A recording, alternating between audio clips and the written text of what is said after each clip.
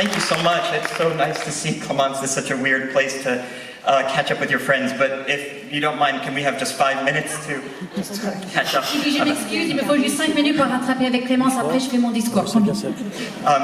No, thank you so much for having me at your wonderful festival and for this incredible honor. I want to really thank my friend and colleague Clemence Posey, who is the most brilliant actress in multiple languages. I also want to acknowledge Felix Moati from Resistance, who is here chaperoning me around and giving me beer, and also one of my best friends. And of course I want to thank the director of this amazing festival, Bruno Bard, and the mayor of this lovely city, Philippe Augier, for having me here. When I heard I would be receiving this honor, I was so surprised and touched. Having a career in the arts is very unpredictable, and you always feel like your career is about to end. And getting an award like this makes me feel like, there's a little more gas left in the tank. But I'm a pessimist by nature, so when I heard that in addition to this talent award, they would also be showing several movies of mine, I assumed that they knew my career was in fact ending, and that this was some sort of life retrospective before I wither away into obscurity. In fact, I've always actually thought it was a bad sign when they show several movies of an actor somewhere. It's like getting an honorary degree from a university or a lifetime achievement award. Beware, because life is never on the upswing when you're getting one of these things. I remember when I started acting in movies when I was 18 years old, everyone was so impressed by how I could memorize my lines so well, and find my light and show up to set on time and not stoned. And,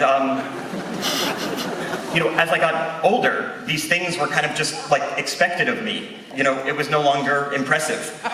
So I started writing plays for off-Broadway, and I was young still, so it was super impressive. I wrote my first play when I was 23, and it starred Vanessa Redgrave, but 13 years later, and 4 plays later, it was no longer impressive for me to write a play. It was just something that many, many people who are in their 30s and living in New York City did every single day. And I realized recently, after making this movie, When You Finish Saving the World, that I'm just at a point in my life where nothing I do is ever going to seem youthfully impressive anymore. I'm at an age where any accomplishment I have will just be seen as something I'm expected to do to make a living for my family and to maintain some semblance of a career in the arts. And in an industry that seems to fawn over and celebrate the new, it can feel discouraging to just be in a place of trying to be continuously productive. It can be discouraging to feel like you'll never do anything that will truly be unexpected or impressive anymore. And I've been wrestling with this thought, how to keep being productive in an industry that feeds off of new energy and begs for fresh perspective.